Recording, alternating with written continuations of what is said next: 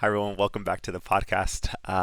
Welcome back for any listeners who've been back. New listeners, welcome to my world and my thoughts and everything behind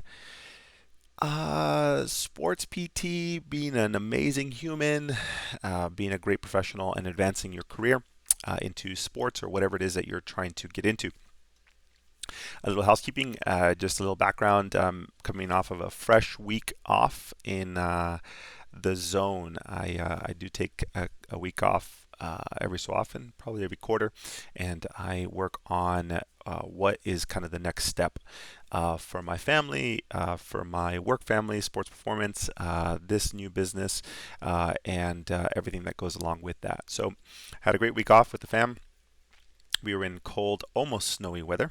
I go to Ohio for you listeners that wonder where I'm at. I do go to the great state of Ohio. I love that place. I did my residency there, and I frequent there. That's where my in-laws are. Nonetheless, what is happening in this world of sports rehab? We've got the upcoming barbell course that is going to be launched in April. We have an online version that is out now, so you can go self-paced if you wanted to. And yeah, more exciting stuff coming down the line. So let us proceed. The topic today is method to my madness. When and why aggressive treatment is appropriate. Why am I even doing this podcast? Because I get this question so often from other practitioners, clients, prospective clients, team members, you name it, Instagrammers, YouTube, like, what are you doing? Why do you do that? That's crazy. Don't your patients and your clients hate it? Don't you make them more sore? That's not evidence based. That you shouldn't be doing that. You should scrape against the fascia or up the fascia or in and around and winding the fascia. Why do I do what I do? All right. So life is about thresholds and what you're given permission or opportunities to do. And what I mean by that is if you've never worked with a certain individual or a certain body region, you've never treated it, so you don't even know what to do. And and when you work with individuals who maybe have a higher threshold for pain or they actually want to make improvements fast in a very short timeline, your treatment style has to adapt to their needs. And how does this apply to my life? It comes from working in pro sports. One of the things that I noticed was that if I was working with a pro athlete, I realized that they wanted outcomes fast. Uh, Rightfully so.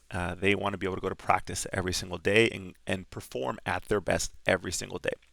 And that's a big challenge. So when you're working with people every day or 3 to 5 times a week or once a week, but their targets are massive, that's a lot of pressure. And the great thing about pro athletes that I learned working in a pro setting day in, day out was that they've seen easily 1 to 200 practitioners in their lifetime. And so the really established or the veteran athletes would come to me and say, Chris, I would like this, and this right before practice. And then after practice, I'd like to do this, and this. As a fresh PT, I was like, oh, I'm going to blow your mind. I'm going to try this. I'm going to do that. I don't need to do that. That's not right for you. I'm going to do this. And I started to notice people weren't jumping on my schedule. I was like, wait a minute. What happened here? I thought I was pretty good. And then I realized I was trying to give them what they needed versus what they wanted. And when you're in a pro setting, you need outcomes. And this is very unique. I always talk to kind of new graduates or established veterans of, when you're working in a clinic and you're given a referral by a physician, that physician already has set that plan of care. You're just establishing everything behind it. Now, when you're working with a pro athlete and you work in a high level athlete or somebody who knows what they want, they're setting the plan of care. They just need your advice and tips to help to support them as they go and move forward. Now, that's a different relationship. So when we have athletes who have seen multiple chiropractors, massage therapists, PTs, acupuncturists, it doesn't matter. They know what works for their body. And what you're trying to do is just support them along in a mission. You're not trying to be the gold standard. You're not trying to be the highest ranked specialist or healthcare provider on their list. You're really trying to help support them along in a mission. And if you try and fight that, that's very selfish. You'll realize that people won't jump on your schedule. So I realized that quickly that I needed to blend what they need and what they want, but I had to build trust early. So I realized that I had to ask them, what do you need? What do you want out of this? I'll help. This is what I'm seeing. This is what you're seeing. And that's the first time I actually realized you're actually partnering with these people. You're actually a coach. You are not the leader of you're not the medical provider telling a patient or somebody's injured what to do. They have a job, and you're the mechanic behind the scenes, just tweaking the tires, changing the oil, doing little things so they can continue running. They're not injured. They're always injured. It's called their job. And because of that, you're not a medical provider giving exercises for pain. You're a coach slash mechanic fine tuning so they never get into pain. And so once I saw that, and I asked, what do you need? A lot of them would tell me, listen, Chris, I need you to get in there. I need you to dig deep and put your elbow. I don't care what I say. Can you just get this out? Because I have a competition in XYZ time. And then I realized, okay, I would go firm and they're like, no, more. Give me more. I'm like, oh, are you sure? And they're like, yeah, just keep going. Just keep going. And then I started adding cupping therapy, and then I would apply that, and they're like, hey, can you add some more pressure? I'm like, are you sure? It was mind blowing how much they were willing to tolerate in order to get an outcome in a very short time. Now you can say like, oh, crystals are short-term outcomes. Absolutely. Know the game. Know what type of patient or client you're working with. It all depends on your environment. If you're in an outpatient orthopedic clinic and you're treating, elderly population who just want to be able to walk, that might be a different story.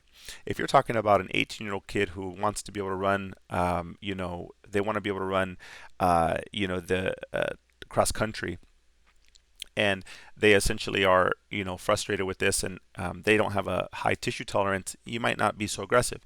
But on an adult who's been to many people and they're like, I'm frustrated, I'm over it, I just want results, I need this to happen, I need it to happen fast, or I need it to happen in a X amount of time. It all depends on the personality type. It depends on how well they can tolerate tissue treatment. It depends on what their mission, their goal is, their attitude, their outcome, their athleticism. I mean, you name it.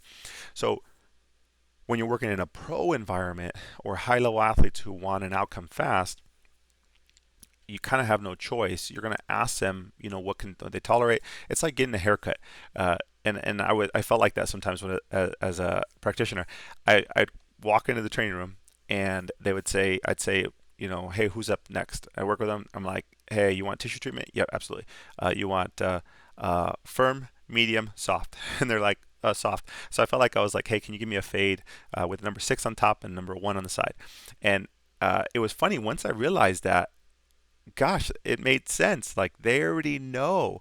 Now I just need to fulfill. And once you do that and you gain trust and they're like, this person knows what they're doing, then you can start to fine tune and say, hey, listen, I would have revamped off of this. I would try this, move this over. But the thing is that you have to prove it. So after working pro sports and building that threshold and understanding that I needed to blend what they wanted and needed, and their threshold for pain was high, and they're just tissue trauma all day, every day, so they were not new to deep tissue, and I respected that. There was something I'd never seen before. Rugby athletes, people who just willing to tolerate it. Track and field, the sprinters, man, their feet, their calves, their hips, they're willing to take a beating, but all for the greater good. They loved it. They were asking me and requesting me. And so at a certain point, I actually got more and more athletes who were like, hey, can I have that guy? I want him to do my fade or whatever it was. Like I wanted him to, work on my hip, whatever it is. And then I started learning grade 5 mobilizations from chiropractors, and I used deep tissue treatment from massage therapists, and I just learned a lot and watching, observing everybody else. And then I asked, athletes, what do you love about that practitioner? What do you love about that style? And they're like, I like that it's aggressive, like it's this, I like it's that. And I just started blending those things. And I was just honest with the other healthcare providers, like, hey, how did you do that? Why did you do that? What's the most effective? What do you do for first rib? How do you work on a glenohumeral grade 5 mobilization? What do you do? And I just learned from them. And when I did that and I applied it, and I put this package together. Any athlete who's been on my table, if you're listening to me, you know exactly what this is. I'm going to go tissue work. I'm going to go some cupping therapy. I'm going to go some scraping. I'm going to go adjusting hips, mobilizations, whatever you want to call them. And when you do that, and you put this whole package together, and you put it together with some great correctives, and you work with some straight coaches, they learn programming, you put that into a great programming system, and they're on a strength cycle, and you know how to blend that, and it's just seamless. And all you're doing is behind the scenes, you're just a mechanic, like inserting wherever they need help. And that to me was the dream, is being able to help people and help them understand where they were on a fitness journey. So why do I have aggressive treatment now?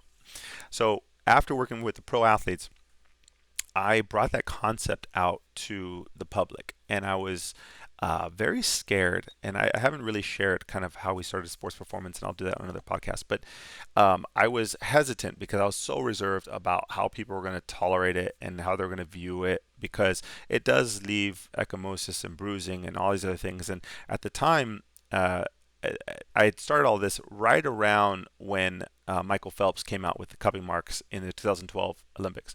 And so now it was actually being accepted visually from the public. So it just so happened I started right after that. And people would say, oh, you do that stuff that Michael Phelps does. Actually, yes, we do that style. It's just he happened to get that type of treatment. It's not anything special. It's really just a part of the whole plan. And I started adding it into the treatments. And from there, I had a lot of clients who were like, I love that. I can't find a place to do it. It's the thing I've been missing. I've been looking all over the place for it. And then from there, I had just more people coming in saying, hey, I need that treatment. And not everybody needs that. I get it. It just depends on your setting, what their goals are, the tissue tolerance. And for the people that I serve, the clients that I serve, they love it. And I love it. I love the reward, the feeling where one of the first times, and every PT dreams about this, right? I had somebody on my table, first visit. I did the evaluation, everything behind the scenes, subjective. I did the exam, and I did a half hour of like really good treatment. And I forget exactly what it was: neck pain, hips, low backs. And after that session, they got up and they're like, my pain is gone. And that feeling was so fulfilling that I knew I was on the right track. And this was a community member. It wasn't a pro athlete. So to me, I was like, there's something there. And I love it. I love that feeling. We're always chasing a feeling. Not to get too deep, but we're always chasing a feeling. And that feeling is why I wanted to advance in my career, because I wanted to get people to a point where in a very short amount of time, I can get them to where they wanted to be, and then help them understand how to keep that, which is the life of a pro athlete. They're always going to be in pain. Pro athletes will always be in pain. If you're an athlete listening to this right now, you know it. You know the life. It's a grind. It's called Groundhog's Day. You do the same thing every single day. And as a provider, we have to understand that. But it depends on the people you serve. If people don't exercise, it's really hard to have this conversation. Yeah, I mean, we're talking about apples and oranges, whole different ballgame. But the people I serve want to get to the point where they train daily, 5 days a week, get to their old selves, get to the person they've always wanted to be again. So for that reason, I integrated my approach with pro athletes into the community. And there is a select population that looks for that doesn't know it exists. So you can easily say like, well, that's not PT, that's not evidence. You know what it is? It's helping people get to the place that they want to be. Most of the people that I see have tried 5 to 7 different practitioners. They've been to 2 PTs, 2 chiropractors, a massage therapist, an acupuncture, an MD. They've got an injection. They've had surgery. They've been on pain pills. They've gone down the whole rabbit hole. They were on workers' comp, and they're just tired of it. They just need somebody to fix them. They don't want the goniometer. They don't want the meds anymore. They don't want the like hamstring stretch that they can find on YouTube. They're done with that. They've done all the TheraBand exercises. They've done the glenohumeral stuff. They've done the scap mobilizations. They've done it all. And so most of the time when they come in, guess what? I treat them like a pro athlete. Hey, what have you tried? What do you want? What do you need? What haven't you done? And that to them is like, this person gets me. And I wanted to share this podcast because I think it's important. I have a lot of listeners and a lot of followers who ask, like, why do you do that? Like, why are you so aggressive? Because I love it. I love the outcome it provides. People fly from all over the world to get treatment here. And now I'm not um, I'm not trying to boost anything. I'm not trying to brag. I'm just saying we have been able to help support people and make them feel amazing. And people seek that out. And so when you're practicing, you have to figure out who you're serving and what your mission is. And, you know, what is it that you're missing to be able to help people? Now, don't go out and just, start working hard on people and aggressive and say, like, hey, Chris said to do this. No, hold on. There's a lot of variables that are involved to be able to determine if something is appropriate for it. And we go through a whole screening process and a large subjective portion to make sure that they're right for it. What percent of my day do I spend doing aggressive treatment? I would say now 80 to 100%. And when I was seeing, pro athletes and seeing people multiple times a day, I wouldn't be as aggressive as often because the tissue tolerance would be lower. Like they can't take that every day. I would do 1 or 2 big days the day before the recovery day. So if they were off on Thursday and Sunday, I could go aggressive on Wednesday night, maybe a Saturday morning treatment, so they have the whole next day for their body to relax from it. So you can't just go out and do it. This is not a haphazard approach. This is really like you need to be strategic about this. So that is why I approach people so much. I had a person from somewhere in the Middle East fly out to come get treatment because he had seen it, I think, on YouTube or Instagram, whatever it was. And I said, why'd you fly? He's like, because I can't get it anywhere else. Okay. We've had people from Sweden. We've had people from Guam. We've had people from Europe. We've had people from Australia. We had South Africa, somebody from South Africa. And I'm blessed to be able to even say that. And I'm honored that I'm very grateful for all these opportunities. And I'm going to continue to do it. And, if you're listening and you're like, man, that sounds amazing. Maybe I'm missing something. That's a big approach, and I'll be adding it to my mentorship and coaching programs that I'll be doing. But ultimately, I just literally wanted to give you some different light. If this sounds like it's totally off and it's against everything you stand for, and you have to be evidence-based on everything, our profession is an art and a science, and part of that art is a science, and you have to understand that. What we do is help people achieve a feeling. And all of us walk around this planet with pain. We have back pain, hip pain, but for some it interferes with their life. And you have to ask, what is it that you're looking for to get rid of this pain? Like, why is it impacting you? Because as you sit here and you listen to this, some of you have neck pain or back pain that you've been dealing with for months, but yet you tolerate it. What's the difference on the person who comes to see you? They don't know how. They don't know what is normal. They don't know what their threshold is. And your goal is to guide them through that process. Your goal is not to give them exercise. Your goal is to help them achieve a feeling of being independent. They know how to manage their own pain, and that takes a lot of education. But you need to prove it to them that you can get them out of pain. And that's why I go aggressive, because it gets me outcomes that I need to help people achieve the things that they love to do. And once they understand that and I can get them out of pain, guess what? They want to stay there. And that's why we have people who come back. They love it. I don't do aggressive treatments all the time. I'll do it on the front end, get them out of pain, and then do what we call tune-ups, make sure that they stay out of pain, give them all the tools that they need to be able to program for themselves, give them strength and conditioning programs. This is what we do. And this is the new vision for a lot of our this is for our profession. This is where we're going to go. I think that we can help people stay out of pain. Like I think that we're fantastic to be able to get people out of pain. I think that's kind of what we do. But ultimately, how do you keep them out of pain? And that's where we fail as a profession. The focus has always been pain and movement, and I think that we're eventually going to be providers that keep people out of pain in a wellness approach and injury prevention. I think that's where we truly specialize in, but we've never been able to get permission or the opportunity to. And just like I said, you need to be in environments where you are allowed to do certain things or you've given the opportunity to.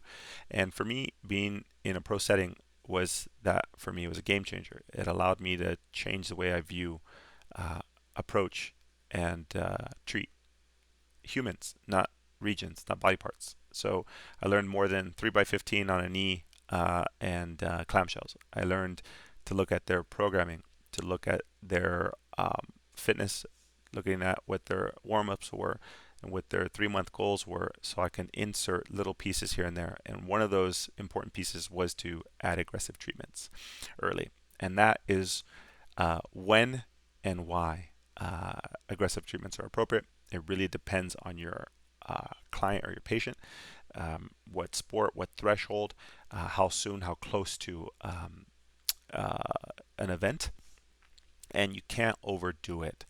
Do not, first of all, don't blame me for anything. This is on you. You are an adult, you are a practitioner.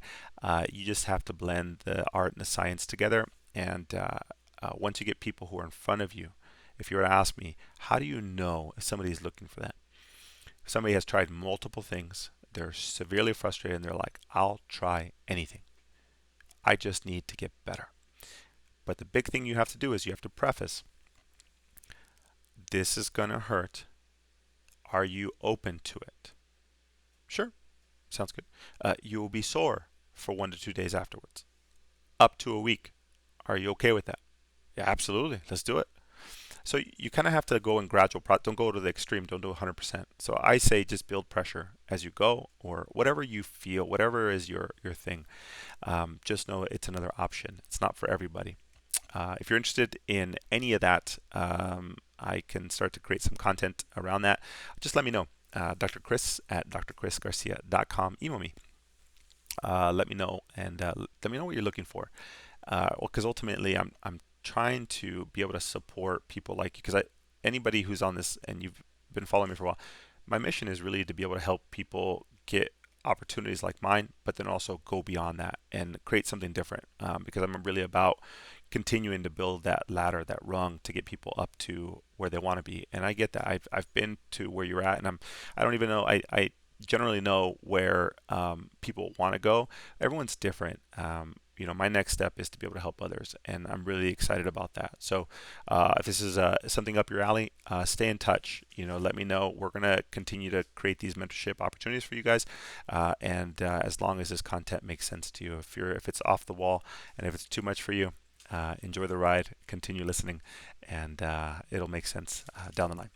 Nonetheless, thanks for listening, you guys. I will catch you on the next podcast. I hope you guys are doing amazing. If not, I hope to see you at the barbell course in April here in Chula Vista, live and in person, I failed to mention. So I'm very excited about that. All right, guys. See you guys on the next episode.